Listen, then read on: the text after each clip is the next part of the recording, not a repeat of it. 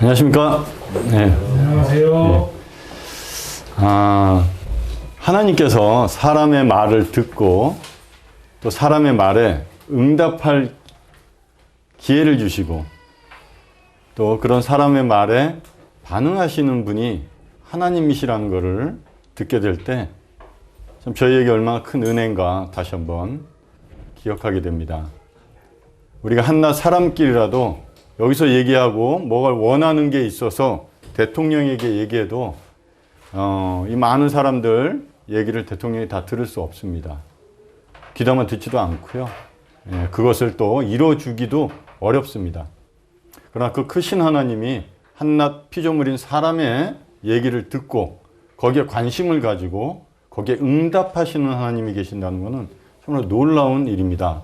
오늘 그런 시간을 주셨고 저희 마음 가운데 하나님을 찾고 그런 하나님께 뭐라고 우리가 구하는지 하나님이 지금 관심을 가지고 계십니다.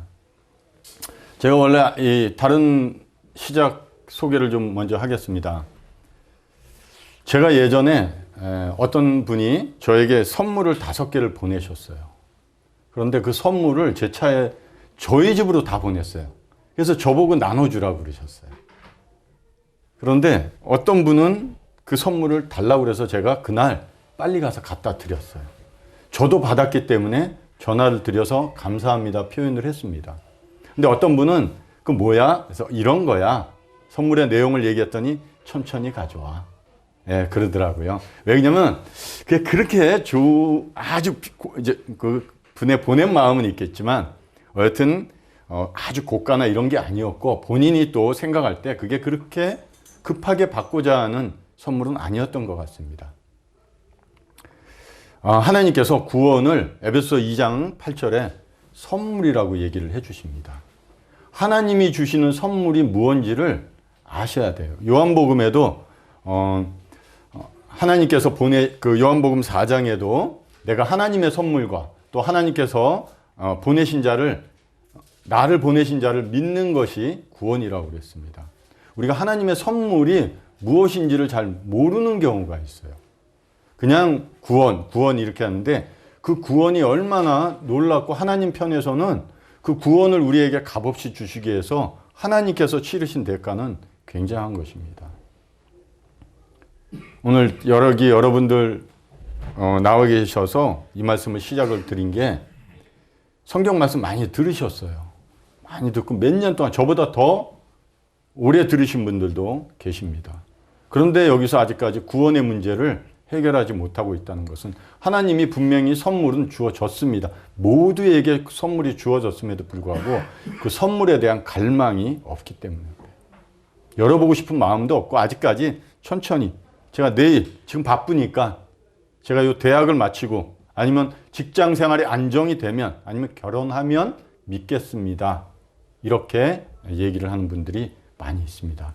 우리 학생들 가운데도 이번 시험 끝나면 이번 고등학교 되면 이런 얘기들을 많이 합니다.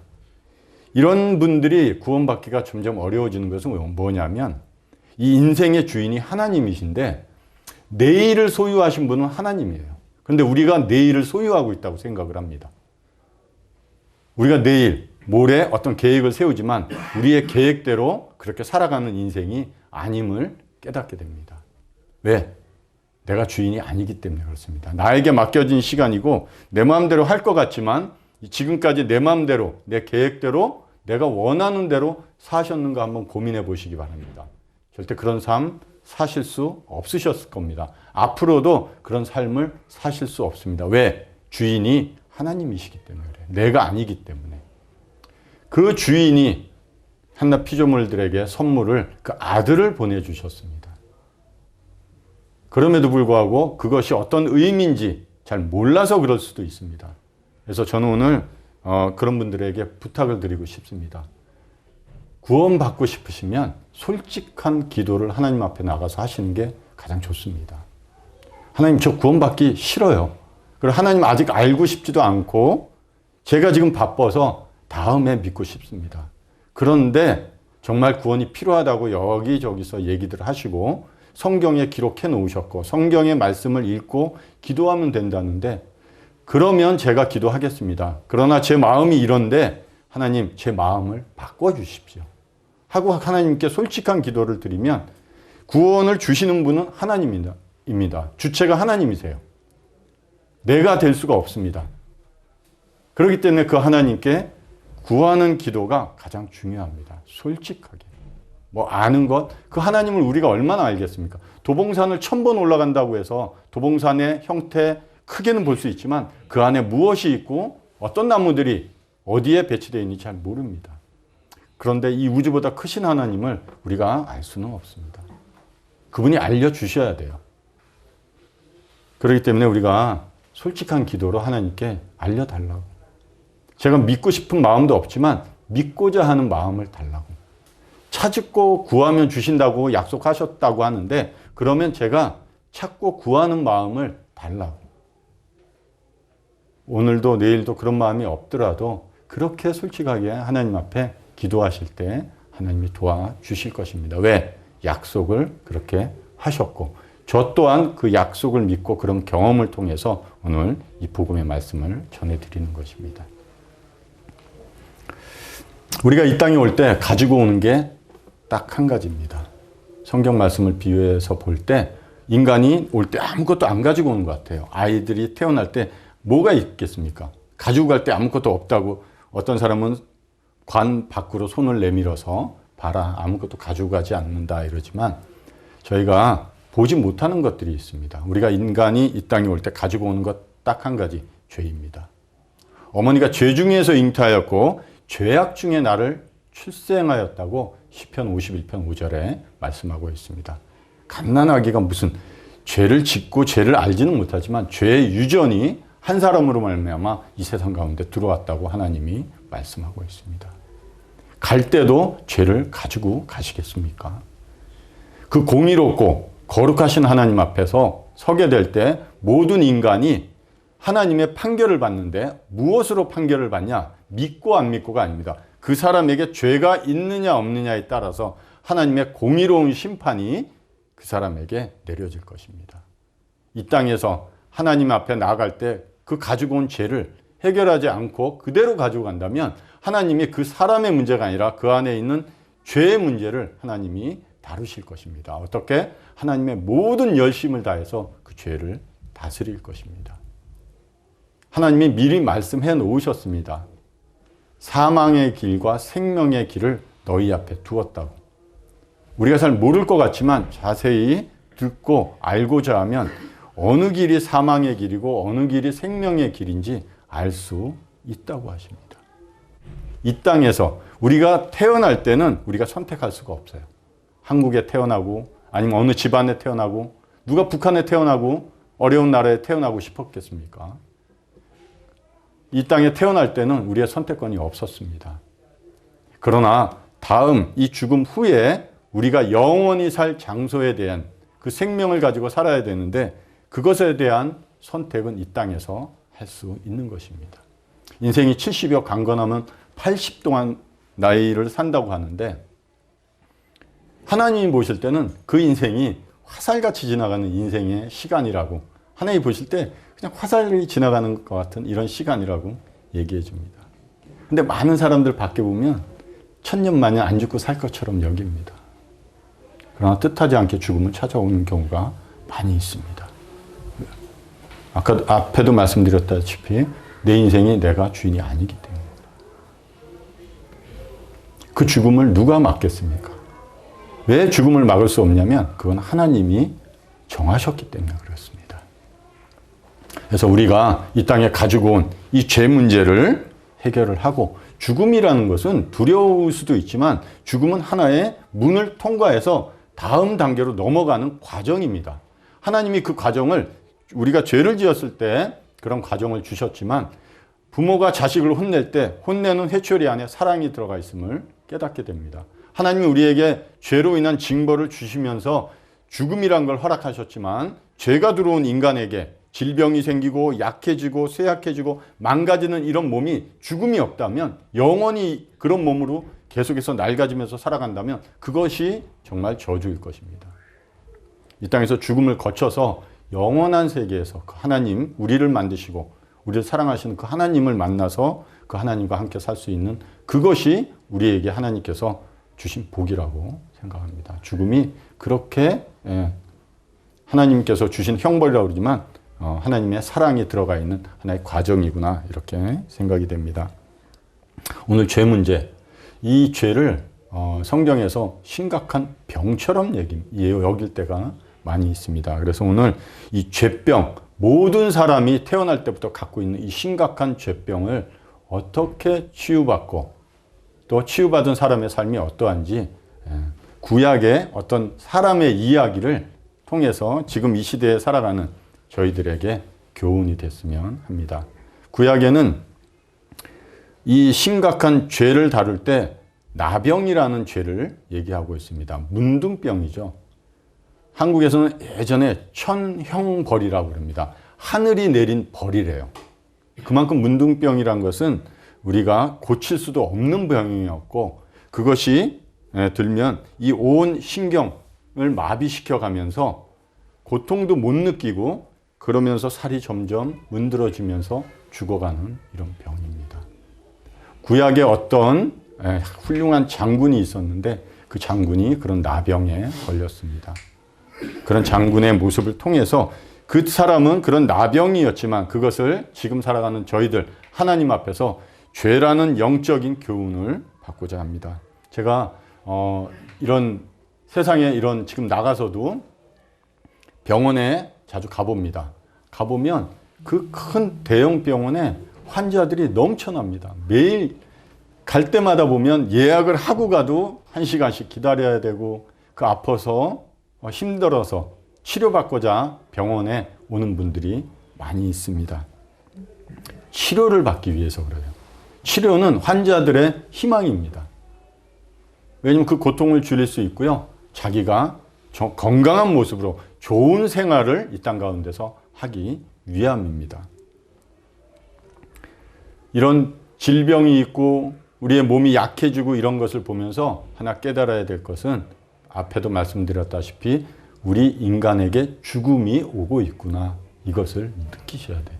그래서 하나님이 이런 과정들을 인간에게 주신 것입니다. 다음 삶을 준비하라고.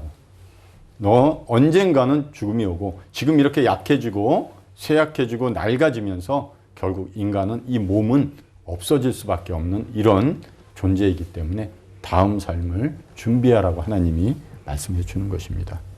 두 가지 죽음이 있습니다. 이런 몸이 그냥 죽는 거예요. 이거는 성경에 보니까 영과 혼이 이 육체에서 떠나갈 때 죽음이라고 그럽니다.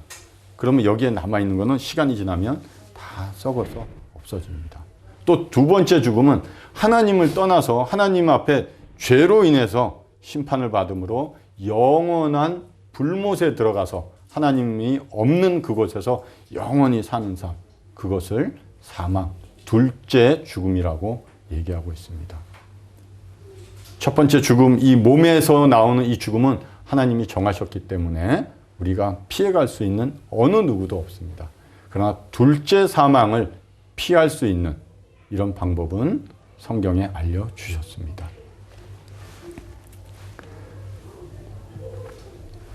제가 이런 말씀 한번 읽어드리겠습니다. 마가복음 2장 17절에 마가복음 2장 17절에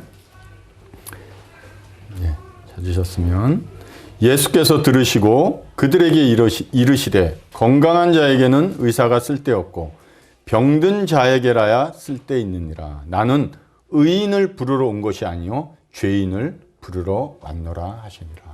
예수님이 의사로서 병든 자를 부릅니다. 그 병든 자를 가리켜 죄인이라고 하나님이 말씀하고 있습니다. 제가 어머님 모시고 병원을 갑니다. 또 다른 분들도 부모님을 모시고 아니면 가족을 모시고 병원에 진료를 받으러 옵니다. 그래서 대기자 의자에 앉아 있으면 그 의사분을 통해서 간호사가 누구누구 환자분 찾습니다. 의사가 찾는 사람은 환자입니다. 보호자를 부르는 게 아니에요. 환자의 이름만 부르고 있습니다. 그럼 내가 환자로 왔다면 내 이름이 불려지는지 귀담아 듣고 전광판에 내 이름이 뜨는지 주위에서 보고 있습니다.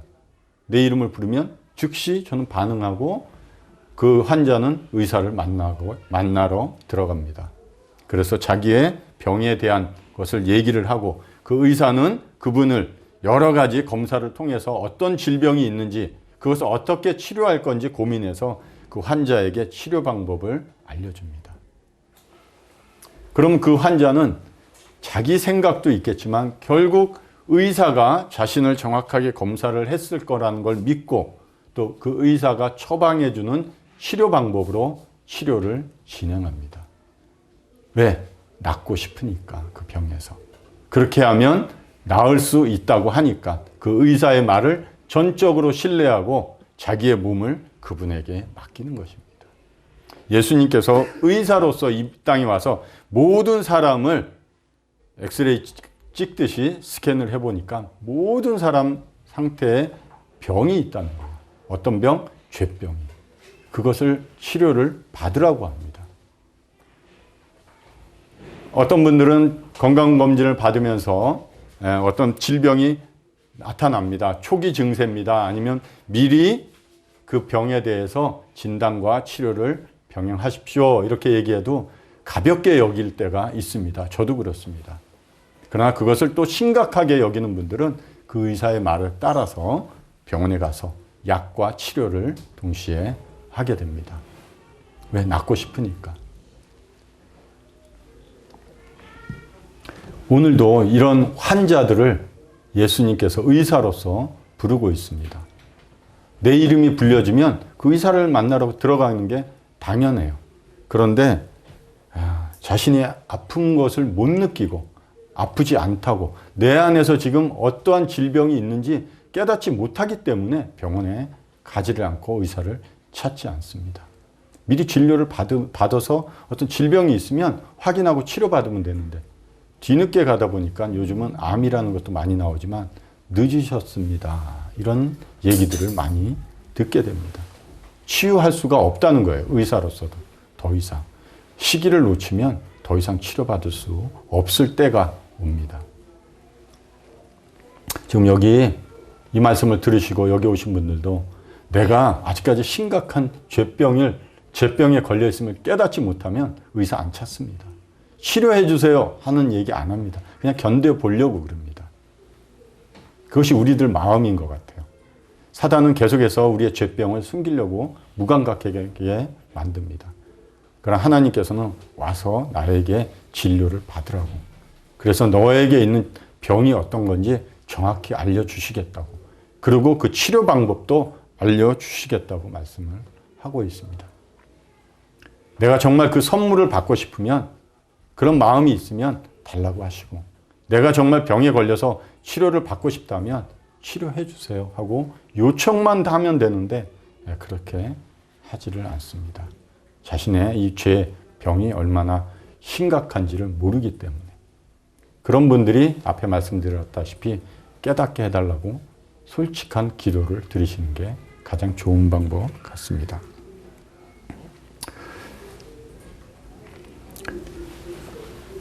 한국에서도 있었고 이스라엘 이 당시에도 이 문둥병, 나병이라고 하는 병이 걸리면 일반적인 건강한 사람들의 삶 속에 들어오지 못합니다.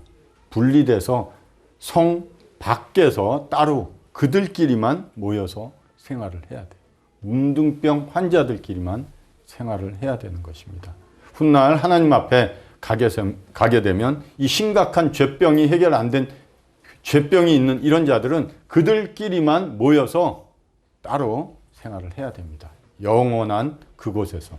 그러나 건강하게 이 치료를 받은 사람들은 그런 건강한 자들과 함께 그 의사와 함께 또 영원한 하나님이 정하신 곳에서 영원한 삶을 보내게 될 것입니다.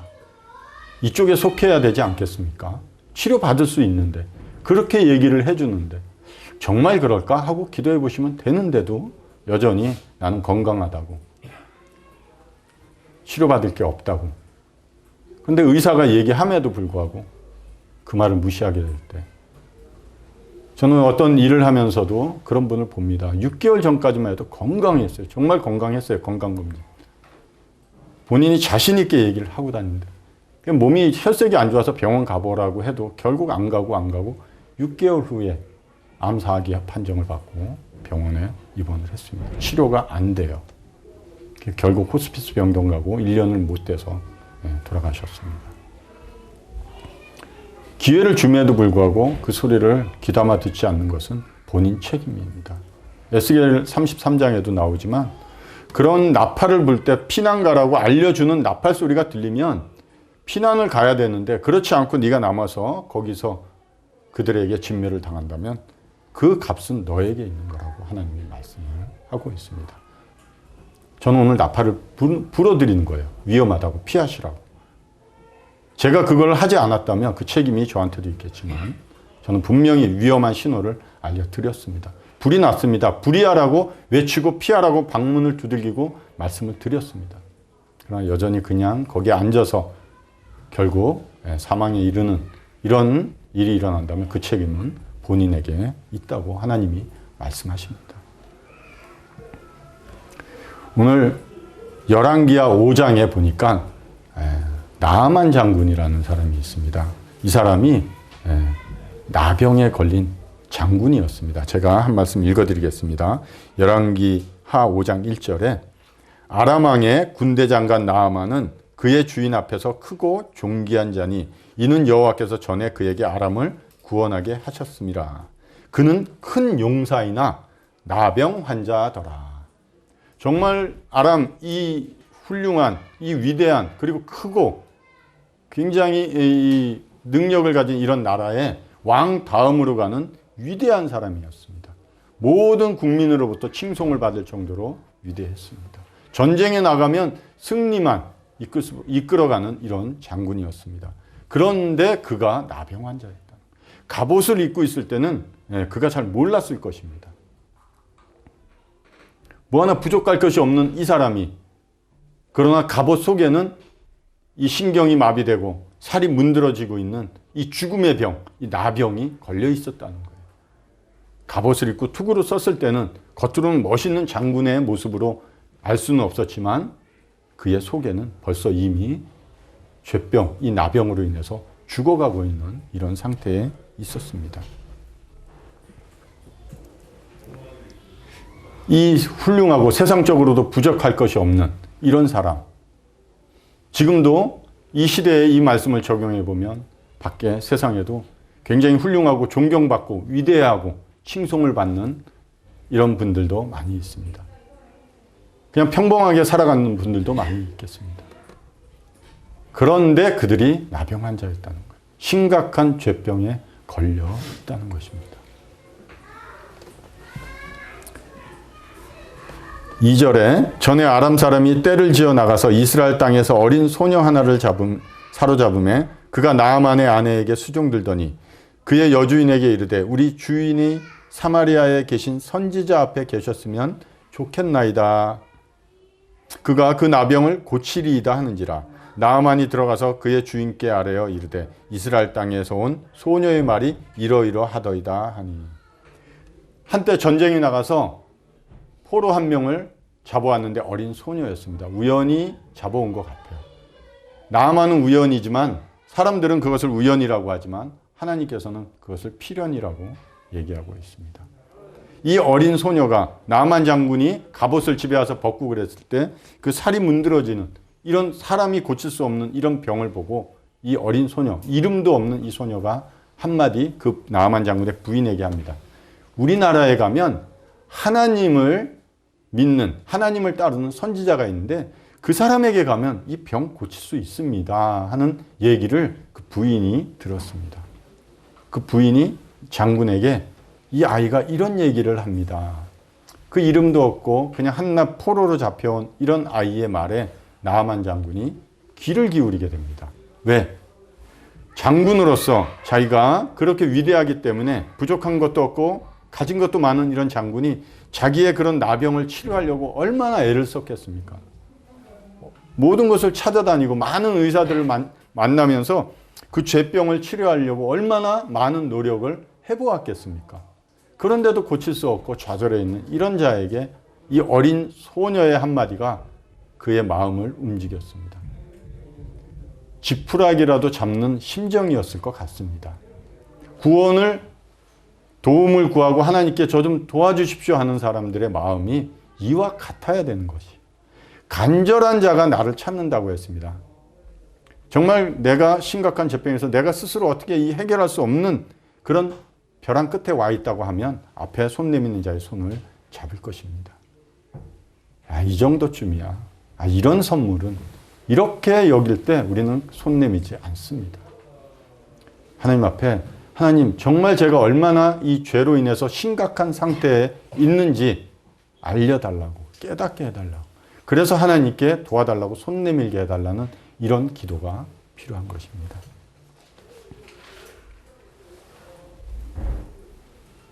결국 나아만 장군이 여기저기 다 치료받으러 다녔지만 치료받을 수 있는 방법이 없었고 이 어린 소녀의 말을 듣고 귀담아 듣고 그래 지푸라기라도 잡는 심정으로 가보자 하고 나아만 장군이 먼저 자신의 왕에게 가서 우리 집에 있는 어떤 하녀가 이렇게 하면 이 병을 고칠 수 있다고 합니다. 이 얘기를 들은 왕이 이렇게 또 얘기합니다. 5절, 6절을 제가 한번 읽겠습니다. 아람 왕이 이르되 갈지어다. 이제 내가 이스라엘 왕에게 글을 보내리라 하더라. 나아만이 곧 떠날새 은 10달란트와 금 6,000개와 의복 10벌을 가지고 가서 이스라엘 왕에게 그 글을 전하니 일렀으되 내가 내 신하 나아만을 당신에게 보내오니 이 글이 당신에게 이르거든 당신은 그의 나병을 고쳐주소서 하였더라. 이 어린 소녀는 하나님의 사람 앞에 가면 이 병을 고칠 수 있다고 그랬는데 이 나아만과 이 아람 왕은 많은 재물을 가지고 그리고 왕의 권위로 부탁하는 글을 가지고 이스라엘 왕에게 찾아갔습니다. 한낱 그런 하나님의 선지자가 아니라 그 나라의 선지자들 위에 있는 어떤 훌륭한 이런 자들에게 찾아가면 잘 고쳐줄 거라고 생각했던 것 같습니다. 제가 그냥 이 시대의 교훈밖에는 어떤 큰 교회, 대형 교회 큰 이름난 목사님에게 가면 우리의 이 죄병을 고쳐주겠지. 많은 분들이 우리 목사님 합니다. 성경에는 그렇게 말씀하지 않습니다. 의사는 오직 한 분, 예수 그리스도뿐입니다. 사람의 죄를 치유하시고 사람의 죄를 해결하실 수 있는 분은 오직 유일하신 예수 그리스도뿐임을 성경은 말씀하고 계십니다. 다른 곳으로 찾아가서는 다른 분을 만나서는 내 고난과 어떤 재물을 가지고 가서도 고칠 수가 없다는 것입니다. 왕에게 부탁하면 잘 고쳐주겠지. 이 글을 받은 이스라엘 왕이 분노했습니다. 어떻게 이런 것을 사람이 고칠 수 있는가? 내가 한낱 왕이지만 이런 것은 사람으로서 고칠 수 있는 병이 아니고 하나님만이 하실 수 있는 일인데 자기에게 그런 글을 부탁하는 것을 보고 필연 이 아람 왕이 우리와 전쟁을 벌이기 위한 하나의 계략이다 이렇게 생각하게 됐습니다. 왜? 할 수 없는 일을 해달라고 부탁하니까 너 왜 못했어? 안 해줄 거야? 하면서 전쟁을 벌이고자 하는 트집을 잡기 위한 거구나. 이렇게 이스라엘 왕이 분노하고 있었습니다.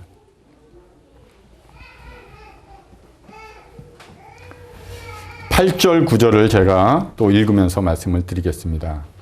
하나님의 사람 엘리사가 이스라엘 왕이 자기의 옷을 찢었다 함을 듣고 왕에게 보내 이르되 왕이 어찌하여 옷을 찢었나이까? 그 사람을 내게로 오게 하소서. 그가 이스라엘 중에 선지자가 있는 줄을 알리이다 하니라. 나아만이 이에 말두가 병거들을 거느리고 이르러 엘리사의 집의 문에 섰다. 이렇게 기록되어 있습니다.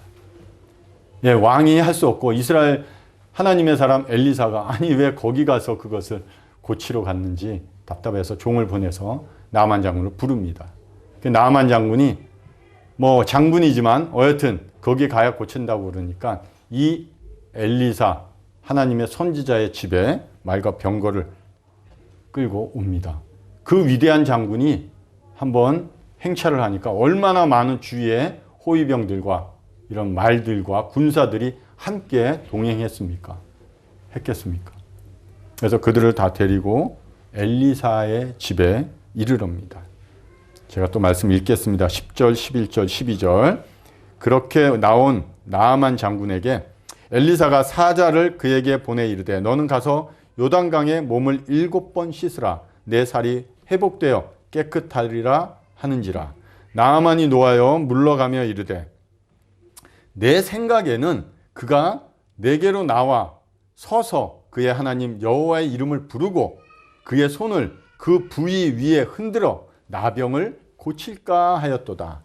다메섹강 아바나와 바르발은 이스라엘 모든 강물보다 낫지 아니하냐. 내가 거기서 몸을 씻으면 깨끗하게 되지 아니하랴 하고 몸을 돌려 분노하여 떠나니. 나만 장군이 화가 엄청 났습니다. 그래도 내가 아람 왕의 군대 장관인데 내가 왔으면 직접 나와서 내 이 아픈 부위를 보고 이 아픈 부위에 만지고 종교적인 행위처럼 어떤 구슬을 하든 어떤 행위를 통해서 나를 고치고 그래야 되는 게 맞지 않냐. 하나님의 이름을 불러가면서 고쳐달라고 부르짖고 그런 행사를 해야 되지 않냐 하고 있는데 그렇게 본인은 생각했던 거죠. 그런데 그 집에 도착하니 엘리사도 안 나오고 고작 하인이 와서 한다는 얘기가 저 앞에 가면 우리 이런 하천과 같은데요. 요단강이. 거기 가서 몸을 7번 담궜다가 나오라고 하는, 그러면 몸이 나올 거라고 하는 그런 얘기만 전하게 됩니다.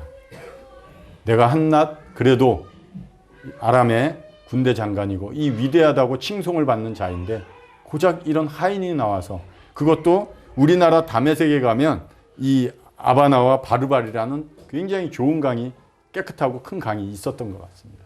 오히려 거기 가서 내가 씻으면 씻었지 이 더럽고 하찮은 이런 괴천에 가서 씻으면 낫겠냐, 이런 마음으로 분을 내서 갔습니다. 여기에 중요한 말이 있습니다. 내 생각에는, 내 생각. 항상 내 생각이 하나님을 믿는 믿음을 방해할 때가 많습니다. 그래도 하나님을 믿으려면 어느 정도 이런 행위, 또 하나님 앞에 어느 정도 헌신은 해야지 이런 구원을 얻지 않겠어? 어떻게 내가 아무것도 안 하고 그냥 믿습니다 하면 그 놀라운 구원을 우리가 어떻게 받겠어? 그래도 헌금도 많이 하고 봉사도 많이 해야지 그런 구원을 그래도 하나님이 나에게 주실 거야. 그 생각이 나만의 생각이었습니다. 그 생각이 지금 많은 분들이 하나님을 믿는 믿음에 방해가 되고 있습니다. 성경에서 뭐라고 그러는지, 하나님이 뭐라고 그러는지가 중요했어요. 하나님의 사람 엘리사가 뭐라고 그랬는지 중요했습니다. 하나님이 엘리사를 통해서 그가 나병에서 씻음을 받고 나을 수 있는 방법이 그것뿐임을 말씀해 주셨어요. 뭐야 이게? 하천에서 그것도 7번 몸을 씻으라고? 그러면 낫는다고? 됐어. 우리 동네 가면 더 깨끗한 강이 있어. 내가 거기 가서 씻을게. 누구의 생각? 내 생각과 하나님의 생각이 부딪혔습니다. 그럴 때가 많이 있을 거예요. 우리의 생각과 하나님의 생각이 상충될 때 우리가 해야 될 것은 하나님의 말씀이 옳습니다.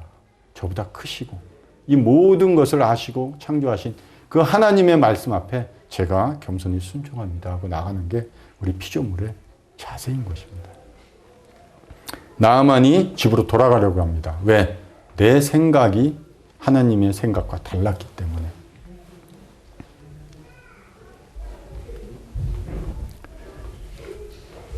그는 무서운 지옥의 형벌에서 구원받고 싶은데 많은 재물을 우리가 하나님 앞에 드리고 또 많은 봉사를 하고 나의 위대함을 드러내면 구원받을 줄 알았다고 생각을 했던 것 같습니다.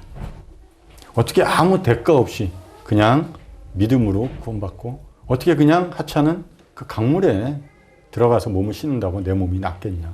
이 죽어가고 있는, 우리가 상식적으로 생각해도 지금 내 몸에 심한 암이 걸려서 죽어가고 있고 내가 이것을 병원에 가서 치료받으려고 진단을 받아봐도 고칠 수 없다고 하는데 어떤 사람이 와서 저 중량천에 가서 7번 몸을 담그면 낫습니다 하면 누가 가서 순종하겠습니까? 정상적인 사람의 생각으로 따라가기 힘든 내용들입니다. 우리가 인간적으로 내 생각으로 하나님 앞에서 정말 말도 안 되는 것 같은 예전에 2000년 전에 십자가에서 죽으신 예수 그리스도가 뇌재 때문에 죽으시고 나를 위해서 부활하셨다는 사실을 내가 눈으로 보지도 못했는데 성경의 말씀을 통해서 전해오는 그 얘기를 믿으라고 그러면 정상적으로 믿기는 어렵습니다. 그래서 하나님의 도움이 필요한 것입니다. 없는 것을 믿으라는 게 아니라 자꾸 우리 인간적인 이런 생각들이 그 하나님의 믿음의 방법을 방해하기 때문에 그렇습니다. 제가 13절, 14절을 또 읽겠습니다. 그의 종들이 나와 말하여 이르되 내 아버지여 선지자가 당신에게 큰 일을 행하라 말하였다면 행하지 아니하였으리까 하물며 당신에게 이르기를 씻어 깨끗하게 하라 함이니까 하니 나아만이 이에 내려가서 하나님의 사람의 말대로 요단강에 7번 몸을 잠그니 그의 살이 어린아이의 살같이 회복되어 깨끗하게 되었더라. 나아만이 어떤 경험을 했을까요? 가기 싫었죠. 그러나 또 한 명의 집에서 있었던 그 여종이 아니라 또 나아만을 쫓아왔던 나아만의 한 명의 그 부하가 이름도 나오지 않는 그 한 명의 사람의 권유로 인해서 그래 한번 해보자 하고 돌아가려는 발걸음을 돌려서 그 요단강 물에 씻었습니다. 싫었겠죠. 그럴 때 이 나아만이 경험한 것은 놀라웠습니다. 죽음에서 생명으로 옮겨간 것입니다. 요단강 물이 그 피부, 그 안에서 썩어가고 있는 그 문둥병, 나병을 치료한 것이 아닌 것을 여러분 잘 아십니다. 그 물이 훌륭해서 그 특이한 물이라서 그의 나병을 치유했겠습니까? 그렇지 않습니다. 하나님의 말씀에 순종했다는 것이 10번을 하라고 그랬으면 10번을 했어야 됩니다.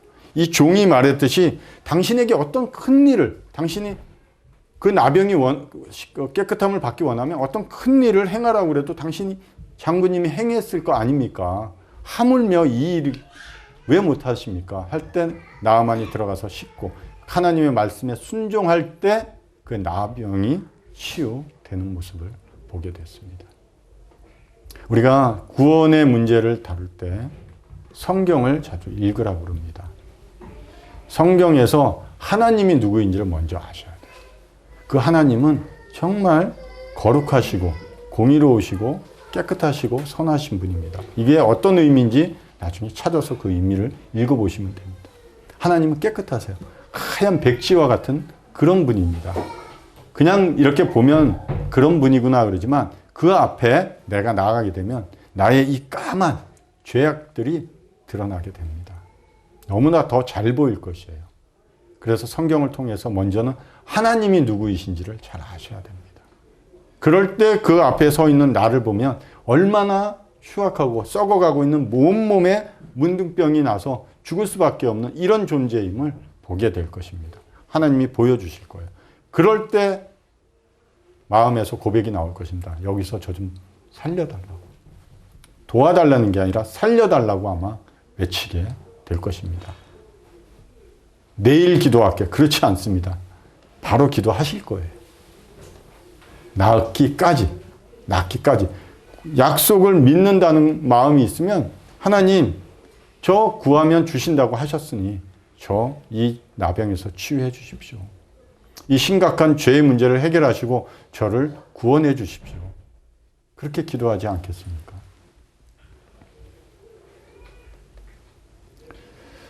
고린도 후서 5장 7절 찾지 않겠습니다. 제가 읽어드릴게요. 이는 우리가 믿음으로 행하고 보는 것으로 하지 아니합니다. 요단 강물이 결코 깨끗해서 그런 것 아닙니다. 하나님 말씀에 순종할 때 그의 나병이 치유되었습니다. 제가 15절 16절 읽겠습니다. 나아만이 모든 군대와 함께 하나님의 사람에게로 돌아와서 그의 앞에 서서 이르되 내가 이제 이스라엘 외에는 온 천하에 신이 없는 줄을 아나이다. 청하건대 당신의 종에게서 예물을 받으소서 하니 이르되 내가 섬기는 여호와께서 살아계심을 두고 맹세하노니 내가 그 앞에서 받지 아니하리라 하였더라. 나아만이 받으라고 강건하되 그가 거절하니라. 예, 감사한 마음이 있어서 뭔가 보답을 하고 싶은 마음은 있죠. 예, 그건 좋은 마음이에요. 나쁜 마음은 아니지만 하나님의 사람들이 하나님에 대해서 전도하고 그분이 구원받기를 원하는 이런 일을 하면서 어떤 대가를 바라면서 하는 것은 아닙니다. 구원은 전적으로 하나님의 은혜로 주어지기 때문에 그렇습니다. 제가 계속해서 말씀을 읽겠습니다. 17, 18, 19절. 나아만이 이르되 그러면 청하건대 노새 2마리의 실을 흙을 당신의 종에게 주소서. 이제부터는 종이 번제물과 다른 희생 제사를 여호와 외에 다른 신에게는 드리지 아니하고 다만 여호와께 드리겠나이다. 오직 한 가지 일이 있사오니 여호와께서 당신의 종을 용서하시기를 원하나이다.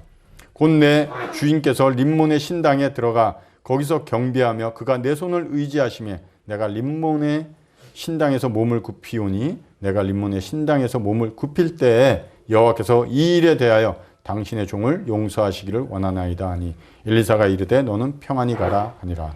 그가 엘리사를 떠나 조금 가니라. 예, 하나님이 누구인지 알고 그 놀라운 경험을 하고 나니까 지금까지 자신이 나병을 치유받기 위해서 전국을 많은 곳을 알아보고 치유하려 했지만 못했습니다. 자신이 치유받았던 이 사실을 이걸 누가 했냐고 믿게 될 때 하나님이 했다는 것을 믿게 됐습니다. 오직 이런 죽음의 병에서 치유할 수 있는 분은 하나님이시구나. 나아만의 고백이 이와 같습니다. 나는 이제 돌아가서 내 조국에 있는 림몬 신에게 절하지 않겠습니다. 나는 오직 여호와 하나님만을 경배하고 그 하나님만을 섬기겠습니다 하는 고백이 나오는 것입니다. 하나님이 누구인지를 알 때 우리가 하나님에 대한 고백이 흘러나옵니다. 많은 지식이 없어서 많은 말을 하자는 게 아니라 하나님 감사합니다. 하나님은 오직 유일하신 하나님이십니다 하고 고백이 나옵니다. 그가 자기 나라에 돌아가서 자기가 섬기는 왕이 그 왕은 하나님을 모르기 때문에 자신의 나라의 우상, 섬기는 우상이 림몬 신인데 그 신에게 왕이 절을 하게 될 때 자신이 옆에서 시중을 들어야 되는데 그 왕이 허리를 굽힐 때 자기도 모르게 허리가 굽혀지는 이런 모습이 있을 때 자기는 그게 림몬 신에게 절하는 게 아니다. 나는 절 안 한다. 다만 우리 왕이 엎드릴 때 내가 그걸 부축하기 위해서 엎드려지는 거지 그 림몬 신에게 절하는 게 아니다. 라고 말을 하는 것은 하나님 외에 이제 나는 다른 신을 섬기지 않겠다는 고백입니다. 하나님만이 유일하신 하나님이고 하나님만이 저의 주가 되시고 저의 구원자가 되시는 분입니다 하는 고백과 같은 것입니다. 하나님은 어떤 행위적인 것보다는 사람 마음의 중심, 곧 마음을 보시는 분입니다. 우리 마음이 하나님이 어떠한 분인지를 알게 될 때 하나님에 대한 고백이 나옵니다. 그것이 정말 하나님을 믿는 믿음에서 내 마음의 중심에서 그것이 나오는 것인지 교회를 오래 다니다 보니까 그냥 형식적인 고백을 하는 것인지 하나님은 아실 수가 있는 분입니다. 이 나병 누구나 걸릴 수가 있습니다. 성경에는 모든 사람이 죄를 지었으므로 하나님의 영광에 이르지 못했다고 합니다. 누가? 모든 사람. 나는 괜찮겠지. 그렇지 않습니다. 모든 사람이 하나님 앞에 심각한 죄병으로 죽어가고 있다는 것입니다. 안 걸릴 수는 없습니다. 그러나 하나님께서 치료 방법을 주셨습니다. 유일한 하나님의 해결, 치료 방법 예수 그리스도입니다. 그분을 찾으시고 그분 앞에 나가서 자신의 이 죄병의 문제를 말씀드리고 치유해달라고 고백을 하시면 도와주십니다. 내가 길이요 진리요 생명이라고 자신을 말씀하신 그 예수 그리스도 그분 앞에 나아가십시오. 천하 사람 중에 구원을 받을 만한 다른 이름을 주신 적이 없습니다. 오직 유일하신 그 하나님 앞에 나가셔서 나의 심각한 죄병을 치유해달라고. 아직까지 내가 그 죄병을 못 느끼고 있다면 느끼게 해달라고. 제 눈으로 볼 수 있게 해달라고. 그래서 하나님 앞에 솔직하게 이 위험에서 건져달라고 기도할 수 있는 자가 되게 해달라고. 그 기도가 먼저인 것 같습니다. 그렇게 기도하시면 하나님 보여주시고 깨닫게 해주실 것입니다. 그런 하루가 되시기를 바랍니다.